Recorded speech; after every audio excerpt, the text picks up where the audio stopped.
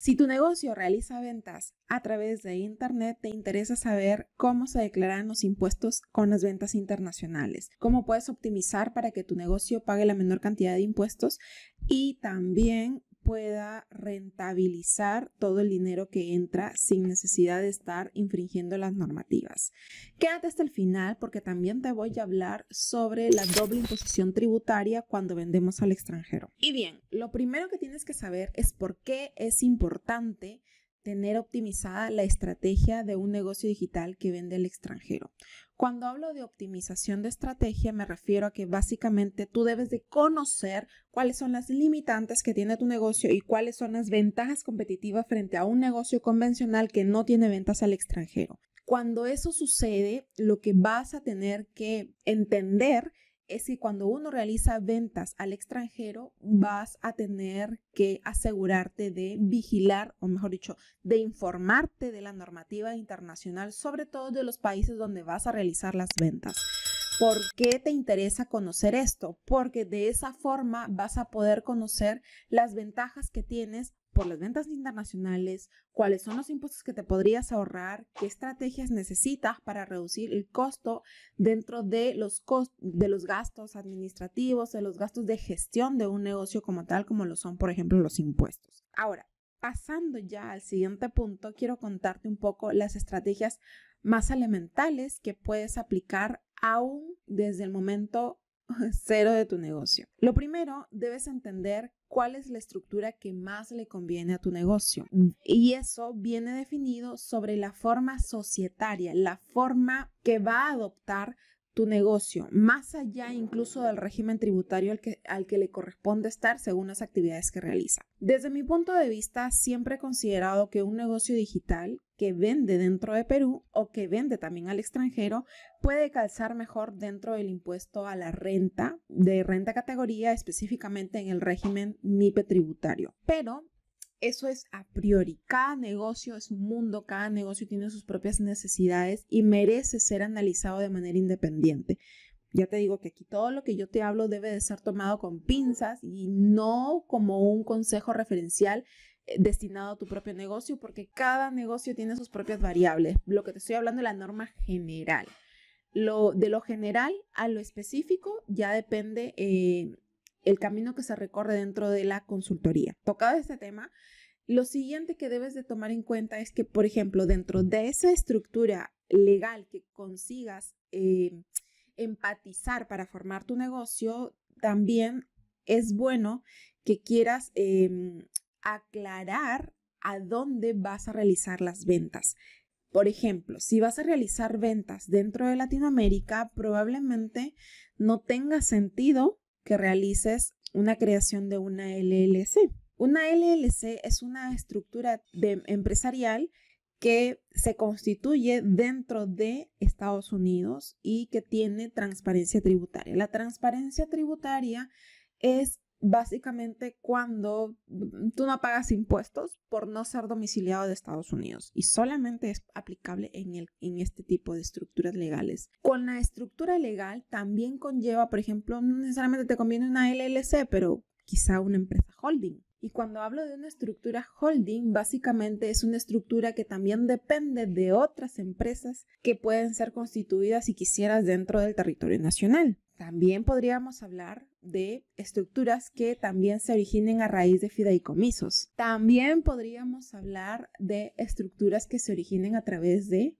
franquicias. Quiero que entiendas de que no hay solamente el hecho de crear SAC, de crear EIRL, de crear SCRL, por ejemplo. Va más allá de todo esto. No solamente se reduce a la forma en la cual tú le vas a dar cierta creación dentro del registro de empresas. Entonces va más allá, porque además del registro empresarial que debe de tener tu negocio, necesitas que ese registro empresarial vaya acompañado de una estrategia como tal para poder aprovechar todo eso para las ventas internacionales. Ahora, si tu negocio recién está empezando, probablemente no te tienes que complicar tanto y solamente necesitas tener un RUC activo como persona natural si solo vas a vender servicios y no te molesta pagar hasta el 8%. Si es que tu negocio sí supera las facturaciones, digamos, que ya estás entre 4,000 y 5,000 soles, por ahí como que no te dolería pagar el 8% de esa categoría.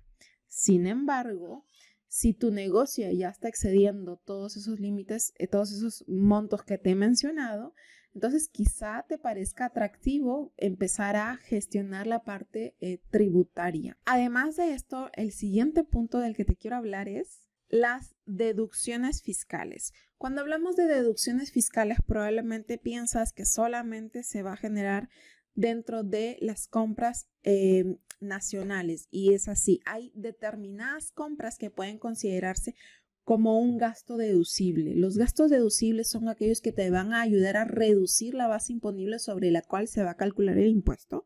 Y cuando te hablo de la base imponible, el monto total sobre el cual se calculan los impuestos que va a pagar tu negocio. No todo el dinero que ingresa a la empresa necesariamente va a pagar impuestos. Hay montos que no son considerados dentro de esta base imponible. Ahora, por otro lado, quiero que también entiendas que el hecho de analizar la estructura inicial bajo la cual vas a constituir tu empresa, entender las deducciones, no acaba aquí.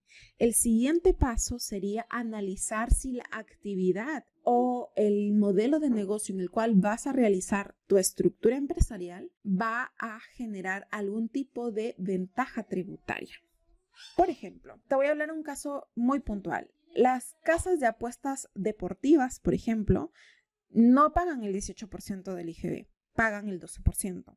Y así por el estilo, con cualquier rubro o modelo de negocio en el que tú estés trabajando, asegúrate de investigar si vas a pagar ciertos impuestos.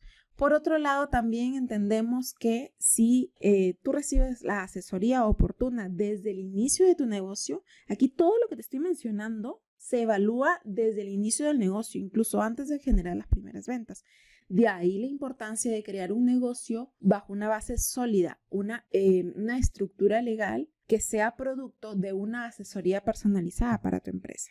Por otro lado, ¿cuál es la realidad que yo he podido palpar dentro de los negocios digitales en Perú? Normalmente me ha pasado ver que hay emprendedores digitales que se dan de alta con un RUS de persona natural y declaran, a pesar de estar brindando servicios, declaran en ese régimen. El RUS no es una estructura diseñada para ese tipo de modelo de negocio. El RUS solamente se usa para negocios a pie de calle y es un crimen tributario utilizar este tipo de estructura para declarar este tipo de impuestos. Esa es la realidad que hay hoy en día dentro del emprendimiento digital. Y esto se origina básicamente por la cantidad de desinformación que hay o la falta de difusión de la normativa por parte de repente, SUNAT.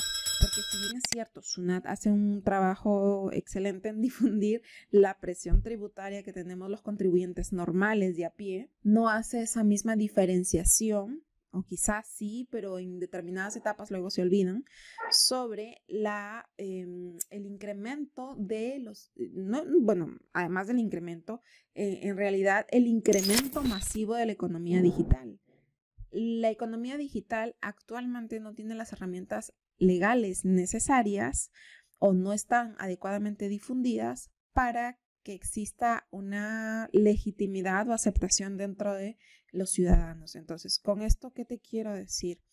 Que no porque SUNAT no informe estás exento de la obligación de declarar impuestos o pagar impuestos por tu modelo de negocio digital. Tu obligación como contribuyente es declarar tus impuestos, pagarlos si te corresponde, pero informarte de manera oportuna y eficiente de dónde y cómo te toca declarar los impuestos por los ingresos que estás percibiendo, porque luego recibimos la notificación de desbalance patrimonial y no sabemos cómo abordarlos. Por otro lado, te estaba comentando que te iba a mencionar sobre los convenios de doble imposición fiscal. ¿Qué es un convenio de doble imposición fiscal? Un convenio de doble imposición fiscal es básicamente, son acuerdos, tratados internacionales que buscan la unificación de criterios tributarios con el fin de evitar el excesivo pago de impuestos de manera injusta, por así decirlo. Por ejemplo, materializándolo ya en la práctica, si tú vendes, por ejemplo, a un país como Chile, Canadá, entonces entenderías que si tú estás vendiendo dentro de Chile, por los tratados para evitar la doble imposición tributaria, dentro de Chile no tendrías que pagar doble impuesto, es decir, impuesto en Chile e impuesto en Perú, por estar haciendo negocios dentro de Chile. Vendiendo, imaginemos un curso dentro de Chile. Si tú vendes cursos dentro de Chile, lo que va a pasar es que esos comprobantes que se emiten a las personas que están dentro de Chile no van a ir grabados con el IGB, no van a ir grabados de impuestos. Sin embargo, si estamos hablando de países, por ejemplo, como los que están dentro de la Unión Europea, este es un caso particularmente especial porque todas las ventas que se realicen dentro de la Unión Europea no necesariamente van sin IGB. Es más, dentro de la Unión Europea existe lo que se llama el VAT-MOS. Dentro del VAT-MOS tú tienes la obligación de registrarte. Es una ventanilla única virtual donde tienes la obligación de registrarte para declarar y pagar los impuestos correspondientes por las ventas que realizas dentro de la Unión Europea. No todas las ventas están grabadas, y aquí el detalle. Son productos híbridos que están sujetos a formato congelado y formato en vivo, algo así. Por otro lado, ¿cuáles son los países que están dentro de los tratados de doble imposición?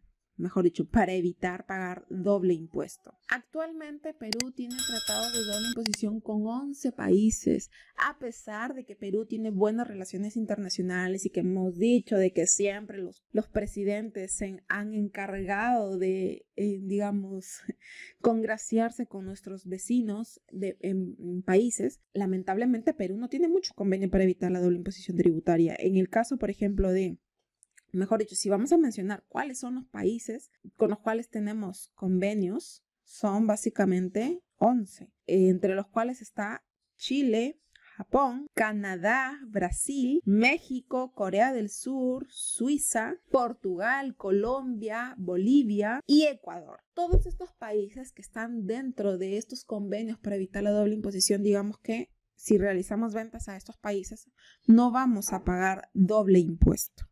Por otro lado, hay un detalle que también debemos de tener en cuenta, que si bien es cierto, el Perú es uno de los países que tiene menos tratados. Por otro lado, por ejemplo, en Chile creo que hay 26 convenios para evitar doble imposición tributaria. Imagínate, nada más Chile. En otros países hay 48, 60. Entonces, Perú es uno de los países que los cuales digamos que sí se ha quedado un poco en esto de firmar tratados para evitar la doble imposición tributaria.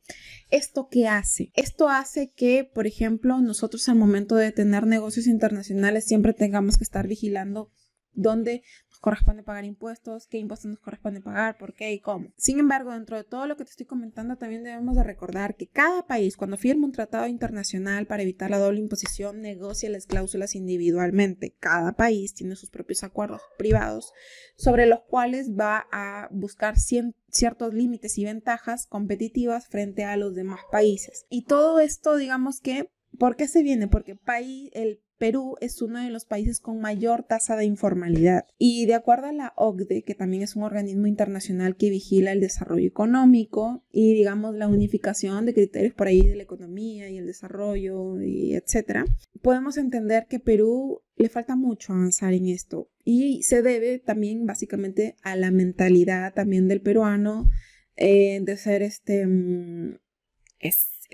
verdad, somos muy emprendedores, pero también somos muy desorganizados, desordenados, informales al momento de hacer negocios. Esto hace que la reputación de Perú no sea la mejor al momento de realizar estas cuestiones de tratados para el desarrollo económico en cuanto a nivel empresarial se trata. Esto es un llamado a la reflexión, básicamente. Pagar impuestos fastidia un poco, sí, es la verdad, pero son necesarios si a largo plazo queremos que la reputación de nuestro país mejore para tener mejores ventajas competitivas y poder realizar mejores convenios internacionales a la hora de realizar este tipo de tratados internacionales. Entonces, un tratado internacional lo que hace es que te ayuda a tener mejores relaciones internacionales para que puedas hacer mejores negocios. Y a nosotros que nos interesa la parte de la economía digital, tener una buena reputación internacional nos favorece muchísimo. porque a la hora de realizar ventas internacionales nos da mejores oportunidades, tanto a nivel fiscal, si es que se llegan a concretar más tratados como estos, y también a nivel de reputación con otros países. Y eso es básicamente los principales desafíos que tenemos a nivel de desarrollo como país para poder tener la optimización de la tributación para realizar negocios internacionales, ventas digitales. Por otro lado, también te quería recordar que el hecho de poder tener este tipo de oportunidades de realizar convenios internacionales nos facilita el hecho de que podamos también tener mejor reputación, mejores beneficios al momento de vender para poder ahorrar más impuestos y tercero, que facilita la inversión en el país. Así que los impuestos no son malos del todo, tienen sus ventajas.